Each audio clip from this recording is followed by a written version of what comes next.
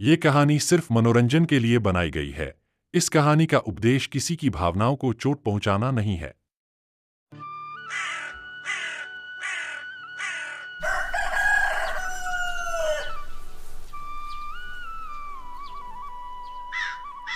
बरसात की एक अंधेरी रात थी। गांव रामपुर के बाहर पुराने पीपल के पेड़ के पास से अजीब आवाजें आने लगी थी। लोग कहते थे कि वहां एक रहस्यमयी स्त्री दिखाई देती है। उस रात राहुल और उसका दोस्त मोहन खेत से लौट रहे थे।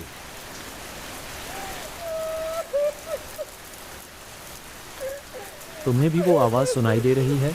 मोहन डरते हुए, हाँ, जैसे कोई औरत रो रही हो। अचानक हवा तेज चली, पीपल के पत्ते जोर जोर से हिलने लगे। राहुल, चल जल्दी चलते हैं यहाँ से। तभी पीछे से एक धीमी आवाज आई। रुको, मेरी बात सुनो।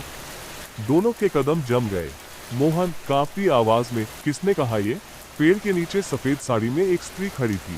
उसके बाल खुले थे, चेहरा धुंधला सा दिख रहा था। तुम लोग मुझसे क्यों डरते हो? तुम कौन हो? लोग मुझे चुड़ैल कहते हैं। मोहन चीखने ही वाला था कि राहुल ने उसका हाथ पकड़ लिया। तुम यहाँ क्या चाहती हो? मैं किसी को नुकसान नहीं पहुंचाना चाहती, मैं बस इंसाफ चाहती हूँ। अचानक पास में बिजली कड़की। रोशनी में उसका चेहरा साफ दिखा। आंखों में गहरा दुख था। इंसाफ? किस बात का? कि साल पहले इसी गांव में मेरे साथ धोखा हुआ था। मुझे बेगुनाह होते हुए भी दोषी ठहराया गया। राहुल और मोहन ने एक दूसरे को देखा। किसने किया ये? गांव के कुछ लालची लोग। उन्होंने मेरी जमीन हथियाने के लिए मुझे बदनाम किया। हवा और ठंडी हो गई। तो तुम यहाँ क्यों भटक रही हो? तभी दूर से कदमों की आवाज आई। गांव का सरपंच उधर से गुजर रहा था। सरपंच घबराकर, कौन है वहां?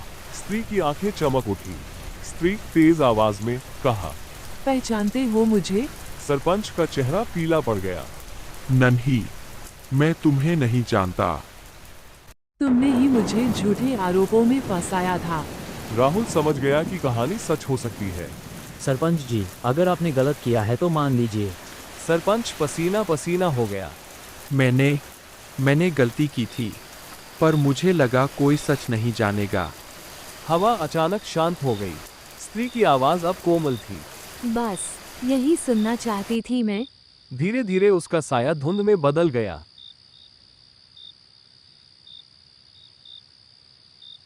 वो गायब हो रही है। अब मेरा बदला पूरा हुआ, सच सामने आ गया। अगली सुबह गांव में सबको सरपंच की सच्चाई पता चली। उसने सबके सामने अपनी गलती स्वीकार की और स्त्री की जमीन वापस करने का फैसला लिया। राहुल और मोहन फिर कभी उस पीपल के पेड़ के पास से गुजरे तो वहां शांति थी।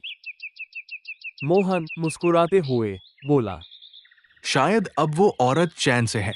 हाँ, कभी कभी डर के पीछे भी एक सच्चाई छिपी होती है। ठंडी हवा उस रात के बाद भी कभी कभी पीपल के पेड़ के पास अजीब सरसराहट पैदा कर देती थी। लेकिन कहानी वहीं खत्म नहीं हुई थी। एक हफ्ते बाद गांव में फिर से अजीब घटनाएं होने लगी। रात को किसी के दरवाजे पर हल्की दस्तक होती और बाहर कोई नहीं मिलता। राहुल और मोहन फिर चौपाल पर बैठे थे।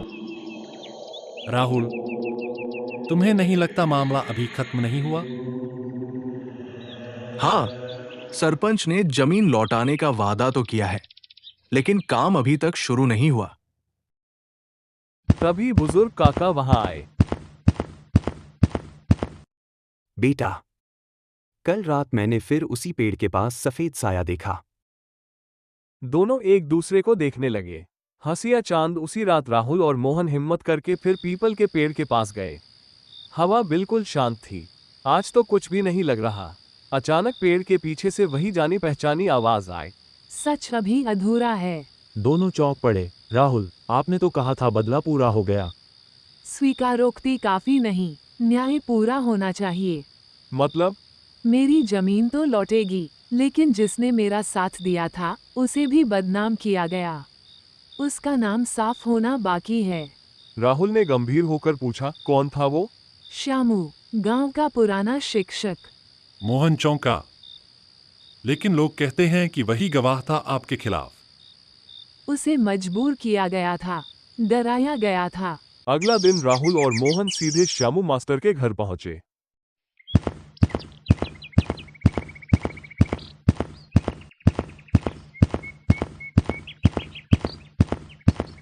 मास्टर जी, क्या आप सच बताएंगे? श्यामू मास्टर की आंखें भर आई। श्यामू, मैंने डर के कारण झूठ बोला था। मुझे जान से मारने की धमकी दी गई थी। अगर आप सच बताएंगे तो सब ठीक हो सकता है। श्यामू ने सिर झुका लिया। पूर्णिमा पंचायत का दिन पूरा गांव जमा था। सरपंच खड़ा था, श्यामू मास्टर भी। श्यामू कांपती आवाज में कहा, मैंने सालों पहले झूठ बोला था। वो औरत निर्दोष थी। गांव में सन्नाटा छा गया। मैंने ही सबको मजबूर किया था। लालच में आकर लोगों के चेहरों पर पछतावा था। उसी रात राहुल और मोहन फिर पीपल के पास गए। इस बार हवा में डर नहीं था। हल्की चांदनी में एक सफेद आभा दिखाई दी। अब सब पूरा हुआ। क्या अब आपको शांति मिलेगी? हाँ, सच की जीत ही मेरी मुक्ति है। धीरे धीरे वो प्रकाश आसमान में चला गया। कुछ महीनों बाद वही जमीन पर एक छोटा सा स्कूल बन गया, सत्य विद्या मंदिर। श्यामू मास्टर फिर बच्चों को पढ़ाने लगे। राहुल ने मुस्कुराकर कहा, देखो मोहन, डर ने हमें सच तक पहुंचाया और सच ने एक आत्मा को आजाद किया। पीपल का पेड़ अब भी खड़ा है। अगर आपको हमारी कहानी अच्छी लगती है तो लाइक, शेयर और सब्सक्राइब करें।